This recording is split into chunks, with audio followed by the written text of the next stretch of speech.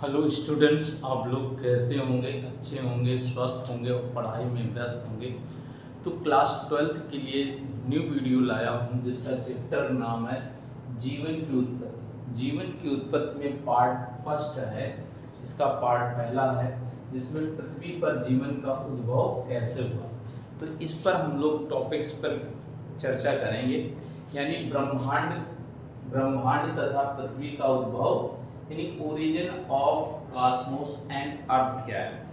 तो हमारा ब्रह्मांड क्या अति तप्त है, यानी बहुत ही अधिक गर्म है, जो आकाश गंगाओं से मिलकर बना है, जिसमें अनेक तारे हैं, ग्रह हैं, नक्षत्र हैं आदि से मिलकर बने हैं।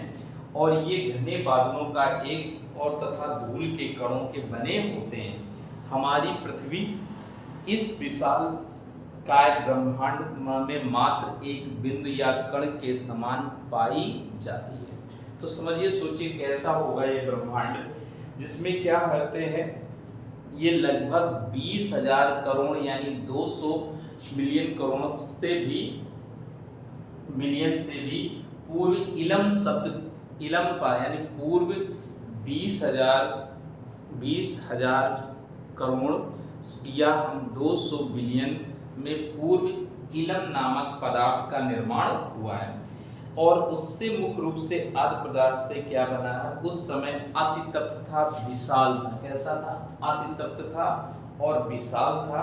सघन गैसी बादल का था, जिसमें टेम्परेचर यानी उस समय का तापमान जो था वो 5,000 से लेकर 6,000 डिग्री सेंटीग्रेड बताया गया है।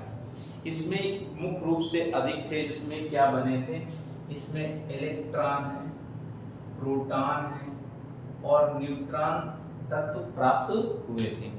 और इनके कारण ये पदार्थ कण के रूप में, प्रतिदर्श प्रति कण के रूप में बने थे। अब इसके बाद नेक्स्ट आते हैं, तो बिग बैंग परिकल्पना है, जिसे बिग बैंग हाइपोथेसिस कहते हैं। इसमें प्रयोग वैज्ञानिकों ने किया, लेमेत्रे ने 1931 में, गैमो ने 1948 में, डिक ने 1964 में ये परिकल्पना प्रस्तुत की, जिसमें उन्होंने ये महत्वपूर्ण इंपॉर्टेंट पदार्थ बताया जो इलम था। क्या था? इलम था। इस इलम के कारण ही निर्मल बादल के कणों का एक प्रतिकण या पदार्थ था, जो प्रति पदार्थ आपस में, ये पदार्थ आपस में टकरा गए, यानी प्रति पदार्थ आपस में टकरा गए। टकराव होने के कारण भयंकर विस्फोट हुआ। यानी कैसे हुआ? भयंकर विस्फोट हुआ, जिससे इससे वर्तमान समय में पदार्थ के हाइड्रोजन तत्वों का निर्माण हुआ। और उस समय हाइड्रोजन तत्व तथा हीलियम तत्व बने, यानी जब विस्फोट हुआ तो हाइड्रोजन बने और हीलियम तत्वों का निर्माण हो चुका था। ठीक, यानी इनके विस्फोट होने से हुआ था। और हाइड्रोजन परमाणुओं में इसी बादल में ब्रह्मांड का प्रारंभिक पदार्थ का निर्माण हुआ। अब इसके बाद है, इसे ही हम कहते हैं, हमारे इस प्रत्येक पिंड में अनेक आकाश गंगा पाई जाती हैं, जो चमकते तारे के रूप में दिखाई देती हैं।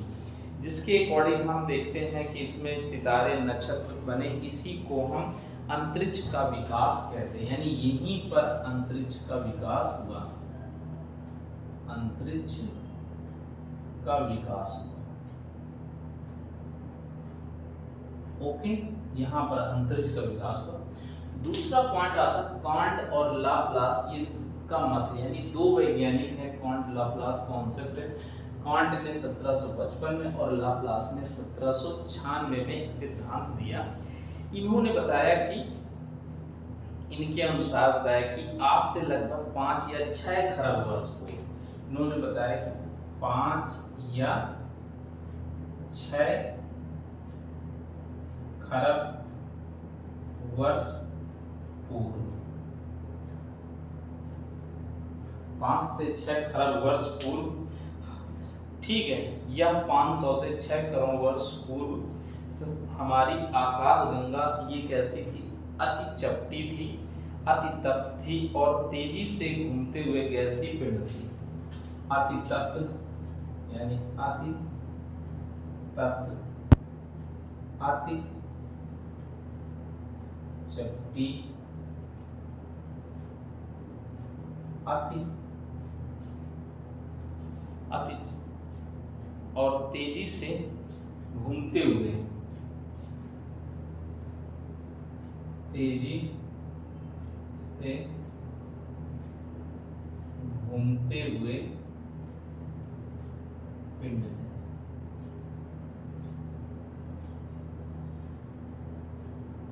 ठीक, ये घूमते हुए पिंड के समान थे और वहां से हमारा एक गैसीय बंधन बना जो सौर परिवार का उद्गम हुआ, यानी यहां से सौर परिवार का उद्गम हुआ।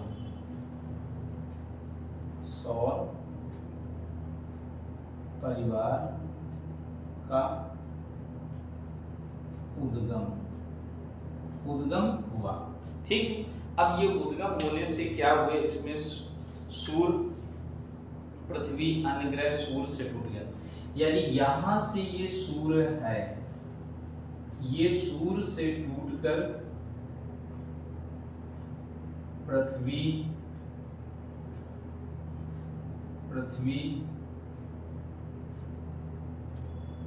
अन्य ग्रह बने। सूर्य से टूटकर पृथ्वी तथा अन्य ग्रहों का निर्माण हुआ। अब नेक्स्ट आते हैं हमारे आधुनिक मत यानी मॉडर्न कॉन्सेप्ट ऑफ क्या है।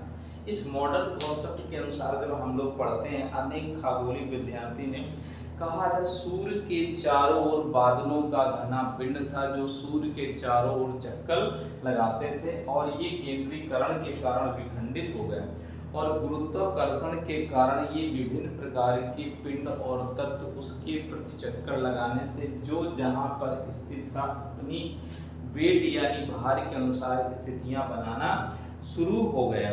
इस प्रकार 4 खरब वर्ष पूर्व, कितने, 4 खरब वर्ष पूर्व, 4 खरब वर्ष पूर्व,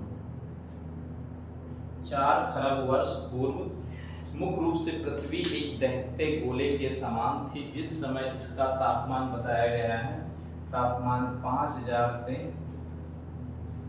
6000 डिग्री सेंटीग्रेड माना जाता है। और उस समय हमारे परमाणु पृथ्वी धीरे धीरे जैसे जैसे ठंडी होती गए और अपने तत्व के अनुसार तत्वों ने अपना स्थान बना लिया, जिसमें सबसे भारी तत्व क्या थे, आयरन, निकेल, लोहा, यानी सबसे निचली सतह पर आयरन है, निकेल है, कॉपर, तांबा है, iron, nickel, copper, cobalt, zinc, manganese, cobalt, zinc, manganese, स्ट्रिक्टा, ये तत्व सबसे भारी तत्व थे जो निचली सतह में। इससे हल्के तत्वों के भूखोड़ बने जिसमें एल्युमिनियम, सिलिकॉन, सोडियम है, एल्युमिनियम है, सिलिकॉन है, सोडियम है, एल्युमिनियम, सिलिकॉन, सोडियम और potassium, iodine, magnesium, potassium, iodine, magnesium, potassium, iodine, magnesium, chlorine, chlorine, sulphur, chlorine, sulphur, स्ट्रिक्टा, ये हल्के भूगोल। और सबसे हल्के जो तत्व भूगोल में पाए गए वो कौन से, हाइड्रोजन, आर्गन, यानी हाइड्रोजन है, आर्गन है, oxygen, nitrogen, carbon, oxygen, nitrogen and carbon आदि हल्के तत्व जिससे वायुमंडल का निर्माण हुआ। अब आते हैं आदि पृथ्वी का है क्या है, नेक्स्ट है पृथ्वी का आदि वायुमंडल की विशेषताएं क्या है।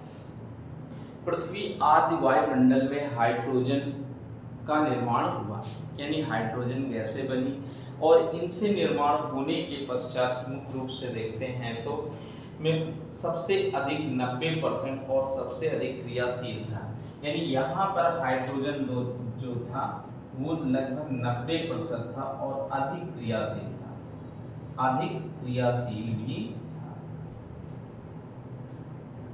ओके, अधिक क्रियाशील भी था।